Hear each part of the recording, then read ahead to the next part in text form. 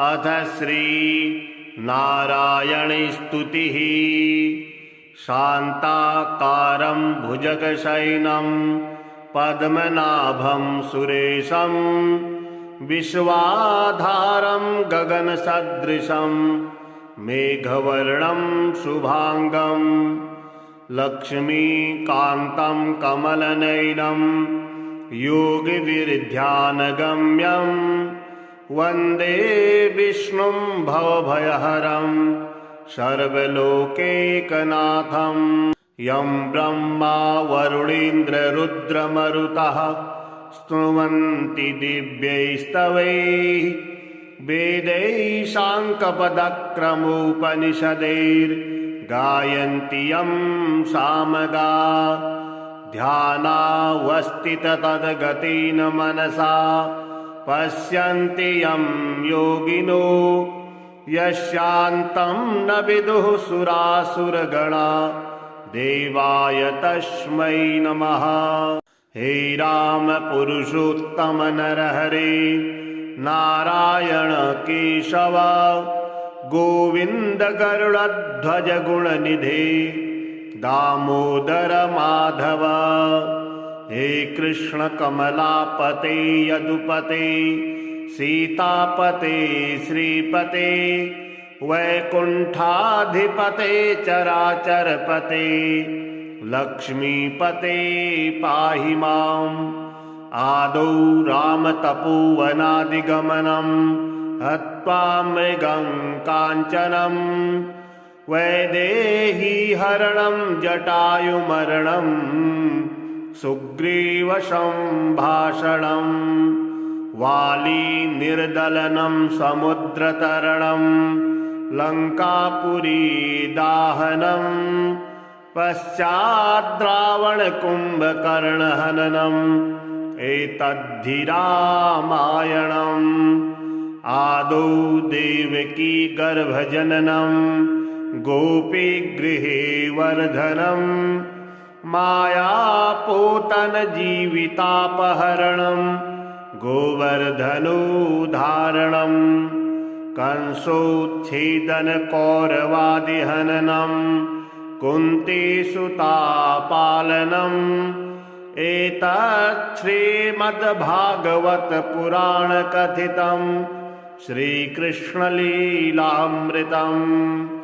कस्तूरीतिलकं ललाटपटले वक्षःस्थले कौस्तुभं नासाग्रे वरमौक्तिकं करतले वेणुः करे कङ्कणं सर्वाङ्गे हरिचन्दनं सुललितं कण्ठे च मुक्तावलिः गोपश्री परवेष्टितो विजयते गोपालचूडामणिः फूलेन्दीवरकान्तिमिन्दुवदनं बर्हावतंसप्रियं श्रीवत्साङ्कमुदारकौस्तुभधरम् पीताम्बरं सुन्दरं गोपीनां नयनोत्पलार्चिततनुं गोगोपसङ्घावृतं गोविन्दं कलवेणुनादनपरं दिव्याङ्गभूषं भजे। शशङ्खचक्रं सकिरीटकुण्डलं सपेतवस्त्रं शर्षीरुहेक्षणं सहारवक्षःस्थलकौस्तुभं श्रियं नमामि विष्णुं शिरसा चतुर्भुजं। त्वमेव माता च पिता त्वमेव त्वमेव बन्धुश्च सखा त्वमेव त्वमेव विद्या द्रविणं त्वमेव त्वमेव सर्वं मम देवदेव। राम रामेति रामेति रमे रामे मनोरमे सहस्रनाम तत्तुल्यं राम नाम वरानने।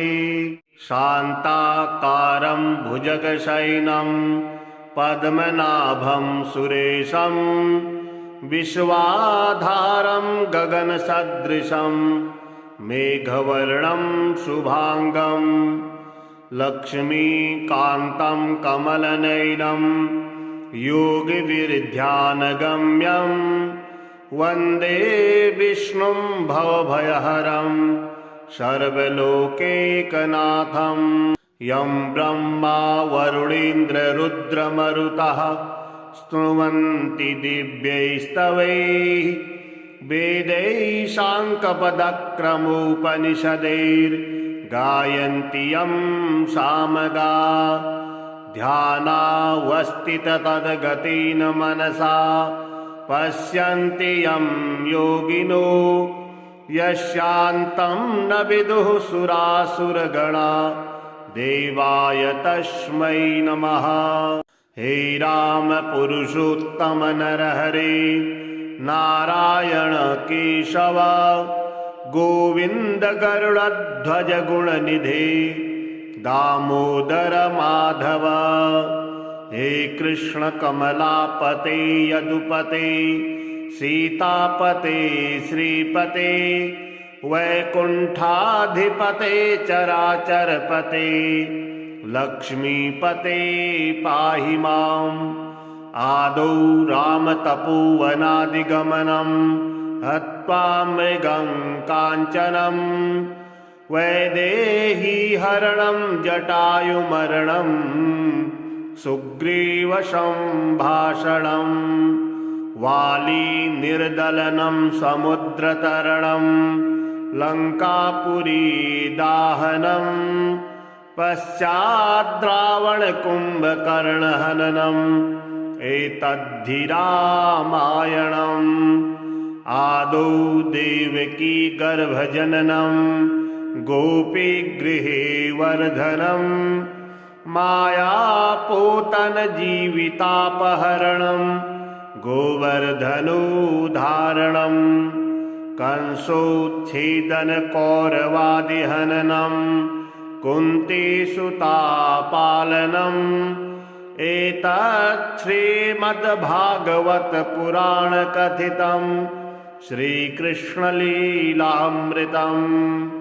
कस्तूरीतिलकं ललाटपटले वक्षःस्थले कौस्तुभं नासाग्रे वरमौक्तिकं करतले वेणुः करे कङ्कणम् सर्वाङ्गे हरिचन्दनं सुललितं कण्ठे च मुक्तावलिः गोपश्री परिवेष्टितो विजयते गोपालचूडामणिः फूलेन्दीवरकान्तिमिन्दुवदनं बर्हावतंसप्रियं श्रीवत्साङ्कमुदारकौस्तुभधरम् पीताम्बरं सुन्दरं गोपीनां नयनोत्पलार्चिततनुं गोगोपसङ्घावृतं गोविन्दं कलवेणुनादनपरं दिव्याङ्गभूषं भजे शशङ्खचक्रं सकिरीटकुण्डलं सपेतवस्त्रं शर्षीरुहेक्षणं सहारवक्षस्थलकौस्तुभं श्रियं नमामि विष्णुं शिरसा चतुर्भुजं। त्वमेव माता च पिता त्वमेव बन्धुश्च सखा त्वमेव विद्या द्रविणं त्वमेव सर्वं मम देव।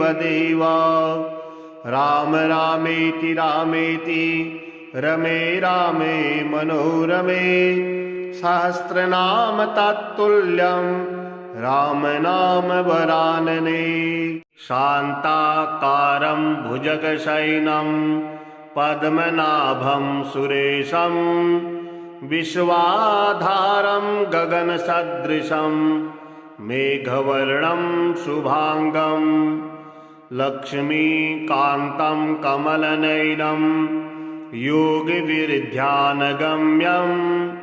वन्दे विष्णुं भवभयहरं सर्वलोकैकनाथं यं ब्रह्मा वरुणेन्द्ररुद्रमरुतः स्तुवन्ति दिव्यैस्तवैः वेदैः साङ्कपदक्रमोपनिषदैर्गायन्ति यं सामगा ध्यानावस्थिततद्गतेन मनसा पश्यन्ति यं योगिनो यस्यान्तं न विदुः सुरासुरगणा देवाय तस्मै नमः।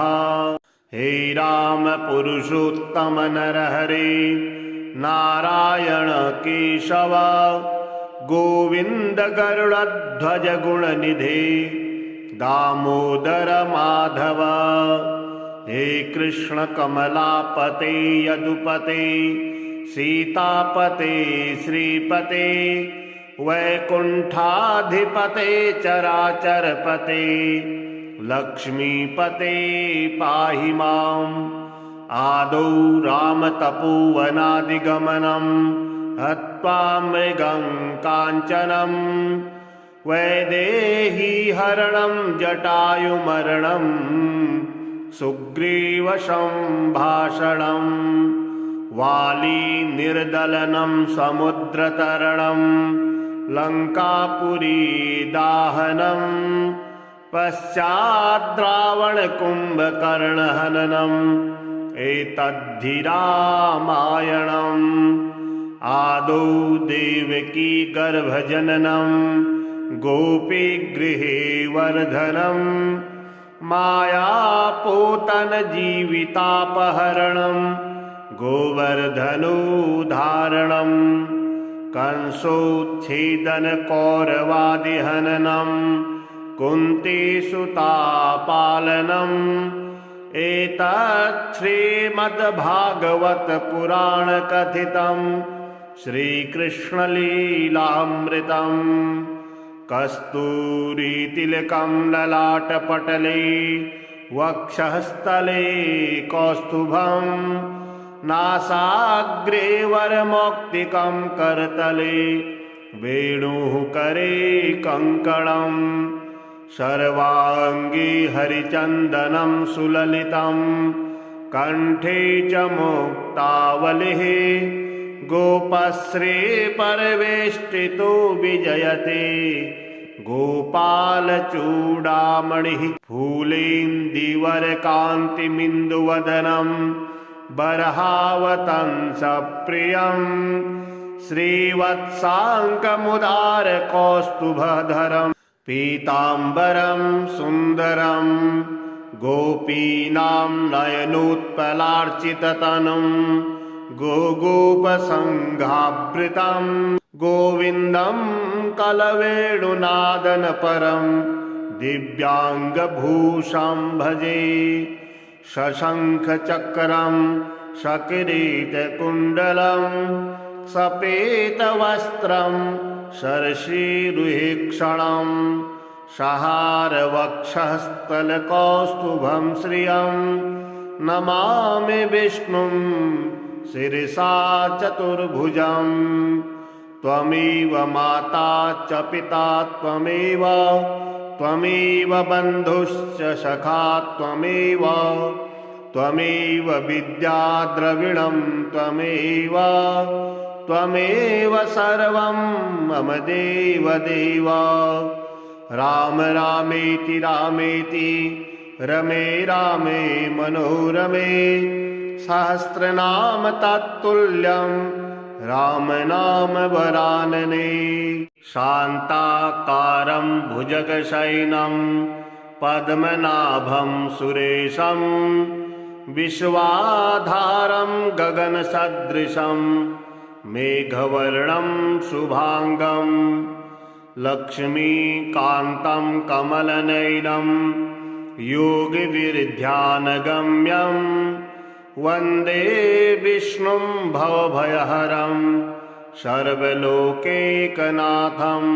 यं ब्रह्मा वरुणेन्द्ररुद्रमरुतः स्तुवन्ति दिव्यैस्तवैः वेदैः साङ्कपदक्रमोपनिषदैर् गायन्ति यं सामगा ध्यानावस्थित तद्गतेन मनसा पश्यन्ति यं योगिनो यस्यान्तं न विदुः सुरासुरगणा देवाय तस्मै नमः। हे राम पुरुषोत्तम नरहरे नारायण केशव गोविंद गरुड़ध्वज गुणनिधे दामोदर माधव।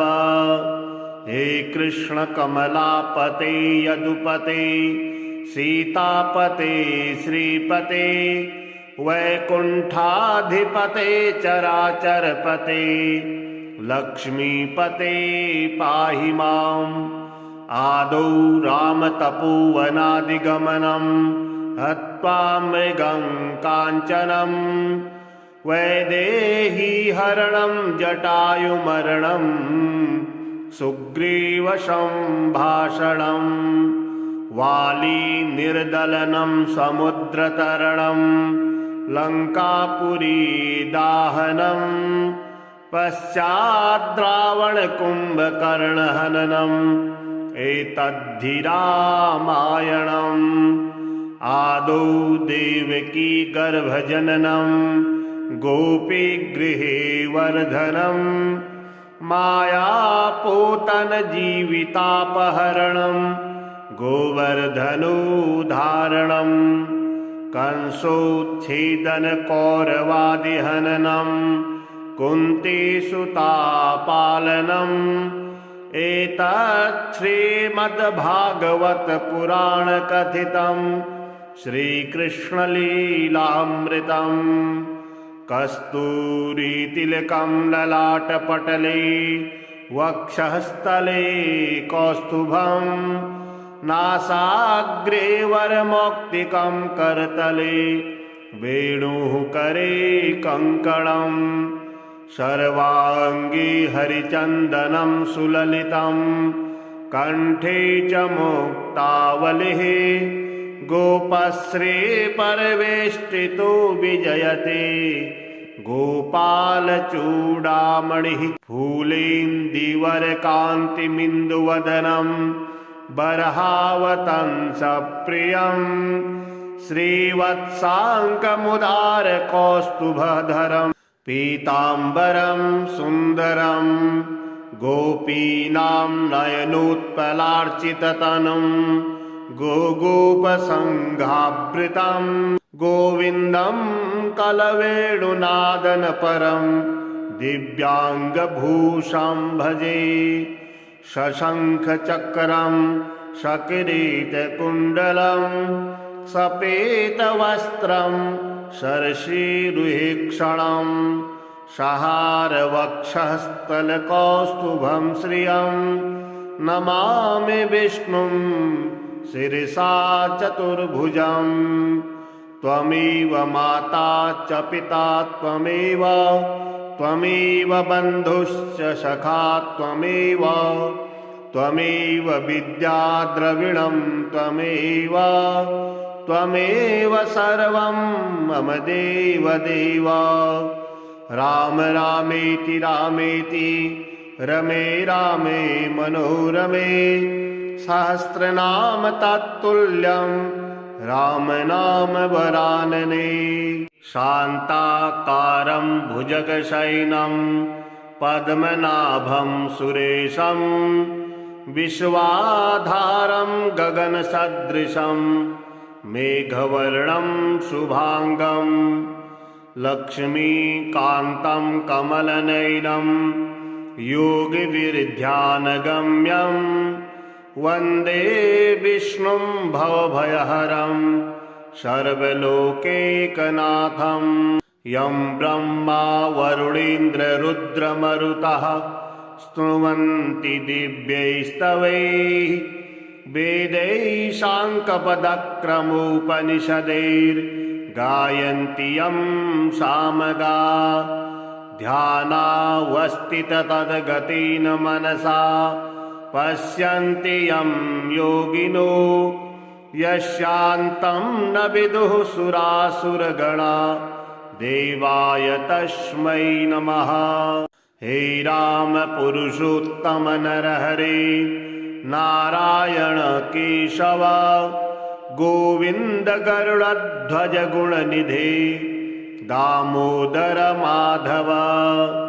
हे कृष्ण कमलापते यदुपते सीतापते श्रीपते वैकुंठाधिपते चराचरपते लक्ष्मीपते पाहि माम्। आदौ रामतपोवनादिगमनं हत्वा मृगं काञ्चनं वैदेहीहरणं जटायुमरणं सुग्रीवसम्भाषणं वाली निर्दलनं समुद्रतरणं लङ्कापुरी दाहनं पश्चाद्रावणकुम्भकर्णहननम् एतद्धि रामायणम्। आदौ देवकी गर्भजननं गोपीगृहे वर्धनं मायापूतन जीवितापहरणं गोवर्धनोद्धारणं कंसोच्छेदन कौरवादिहननं कुन्तीसुतापालनम्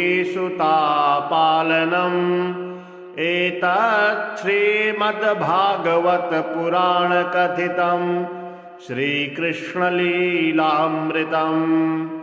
कस्तूरीतिलकं ललाटपटले वक्षःस्थले कौस्तुभं नासाग्रे वरमौक्तिकं करतले वेणुः करे कङ्कणम् सर्वाङ्गे हरिचन्दनं सुललितं कण्ठे च मुक्तावलिः गोपश्री परिवेष्टितो विजयते गोपालचूडामणिः फूलेन्दीवरकान्तिमिन्दुवदनं बर्हावतंसप्रियं श्रीवत्साङ्कमुदारकौस्तुभधरम् पीताम्बरं सुन्दरं गोपीनां नयनोत्पलार्चिततनुं गोगोपसङ्घावृतं गोविन्दं कलवेणुनादनपरं दिव्याङ्गभूषं भजे शशङ्खचक्रं सकिरीटकुण्डलं सपेतवस्त्रं शर्षीरुहेक्षणं सहारवक्षस्थलकौस्तुभं श्रियं नमामि विष्णुं शिरसा चतुर्भुजं। त्वमेव माता च पिता त्वमेव त्वमेव बन्धुश्च सखा त्वमेव त्वमेव विद्या द्रविणं त्वमेव त्वमेव सर्वं मम देवदेव। राम रामेति रामेति रमे रामे मनोरमे सहस्रनाम तत्तुल्यं राम नाम वरानने। शान्ताकारं भुजगशयनं पद्मनाभं सुरेशं विश्वाधारं गगनसदृशं मेघवर्णं शुभांगं लक्ष्मीकान्तं कमलनयनं योगिविरध्यानगम्यं वन्दे विष्णुं भवभयहरं सर्वलोकैकनाथं। यं ब्रह्मा वरुणेन्द्ररुद्रमरुतः स्तुवन्ति दिव्यैस्तवैः वेदैः साङ्कपदक्रमोपनिषदैर्गायन्ति यं सामगा। ध्यानावस्थिततद्गतेन मनसा पश्यन्ति यं योगिनो यस्यान्तं न विदुः सुरासुरगणा देवाय तस्मै नमः। हे राम पुरुषोत्तम नरहरे नारायण केशव गोविंद गरुड़ध्वज गुणनिधे दामोदर माधव। हे कृष्ण कमलापते यदुपते सीतापते श्रीपते वैकुंठाधिपते चराचरपते लक्ष्मीपते पाहि माम्। आदौ रामतपोवनादिगमनम् हत्वा मृगं काञ्चनं वैदेही हरणं जटायुमरणं सुग्रीवसम्भाषणं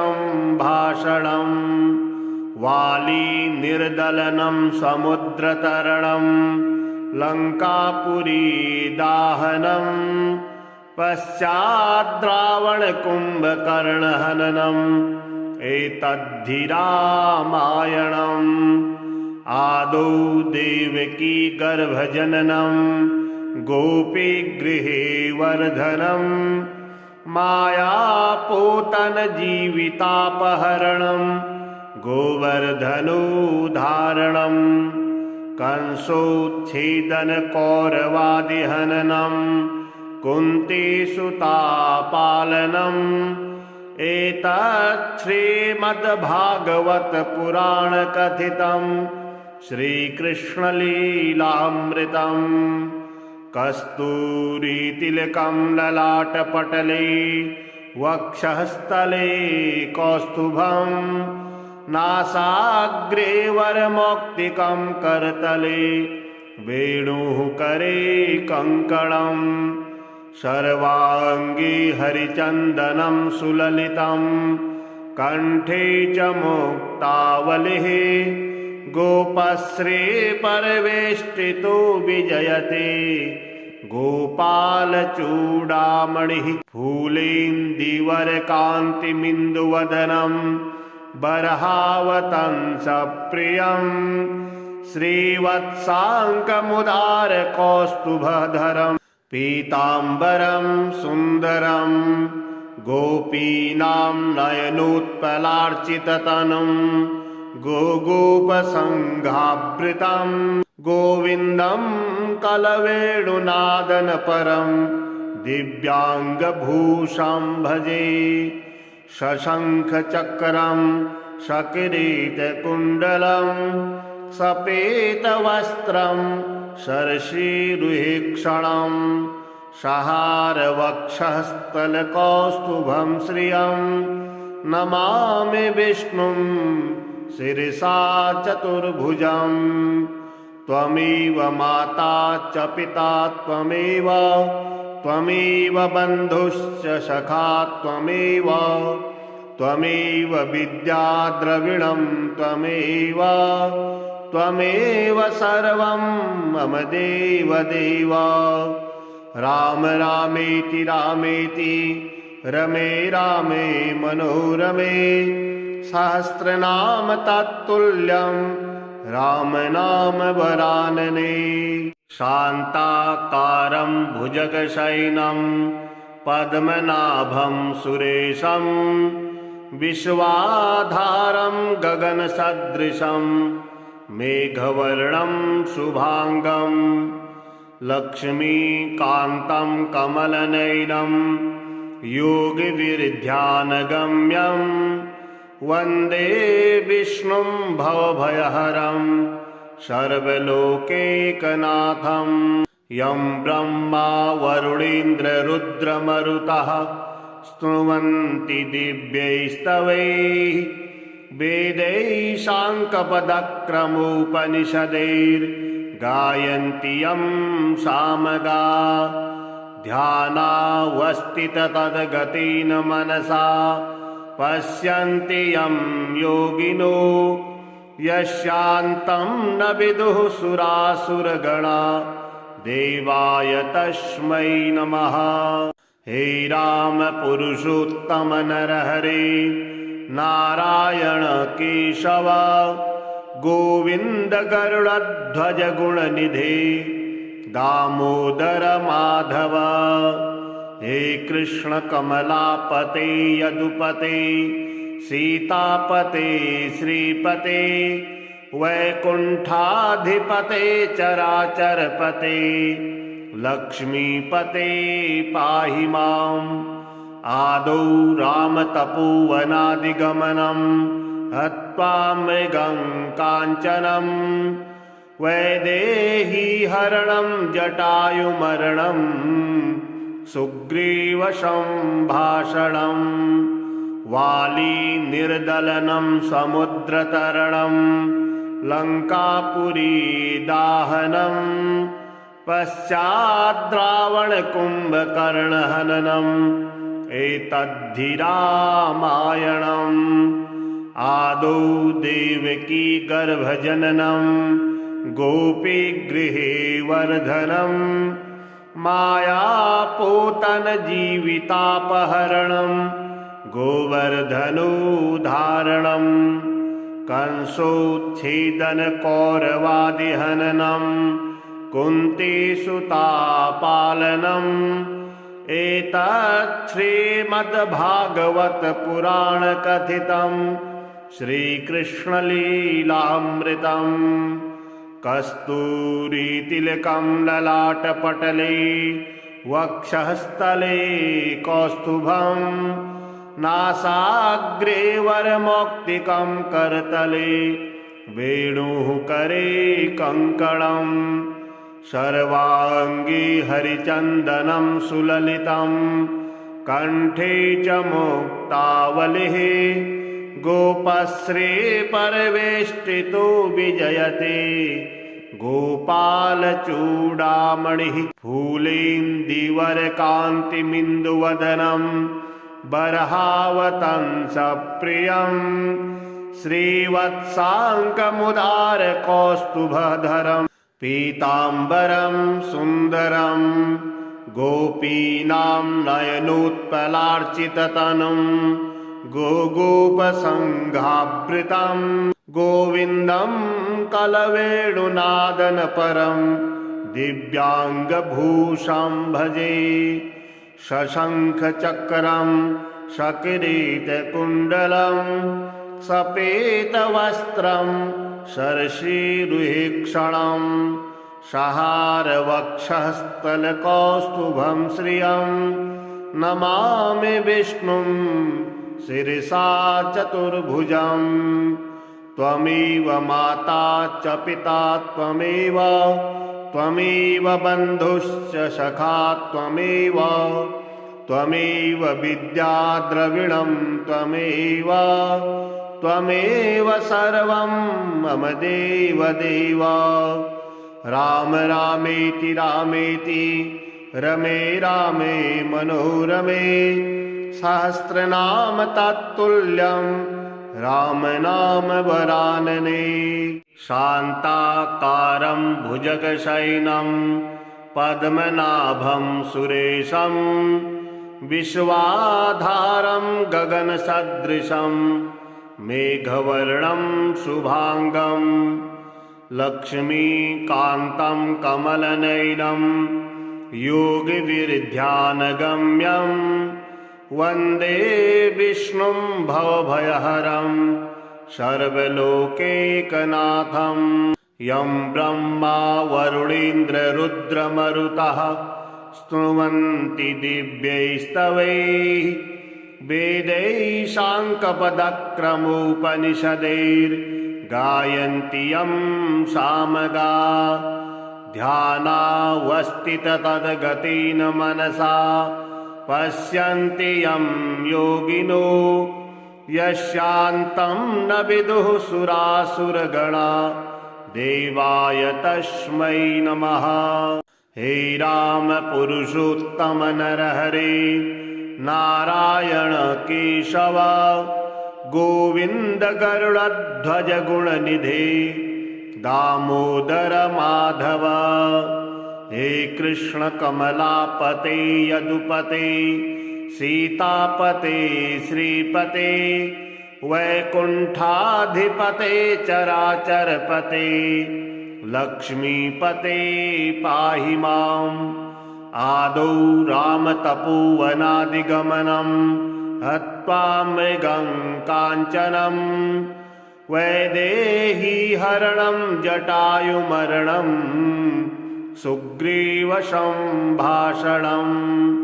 वाली निर्दलनं समुद्रतरणं लङ्कापुरी दाहनं पश्चाद्रावणकुम्भकर्णहननम् एतद्धि रामायणम् आदौ देवकी गर्भजननं गोपीगृहे वर्धनं मायापूतनजीवितापहरणं गोवर्धनोद्धारणं कंसोच्छेदनकौरवादिहननं कुन्तीसुतापालनम्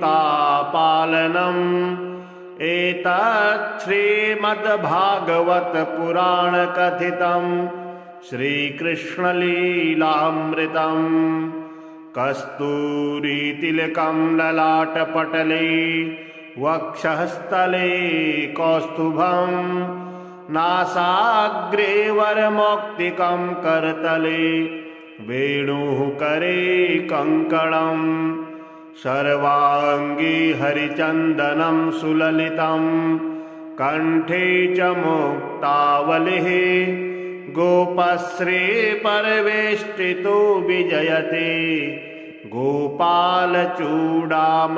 फूलेन्दीवरकान्तिमिन्दुवदनं बर्हावतंसप्रियं श्रीवत्साङ्कमुदारकौस्तुभधरम् पीताम्बरं सुन्दरं गोपीनां नयनोत्पलार्चिततनुं गोगोपसङ्घावृतं गोविन्दं कलवेणुनादनपरं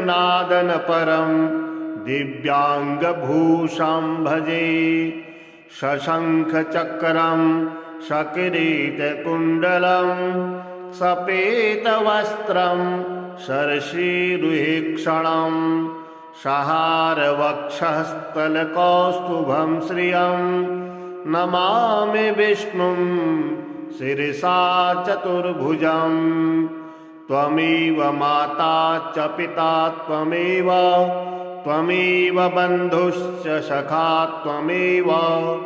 त्वमेव विद्या द्रविणं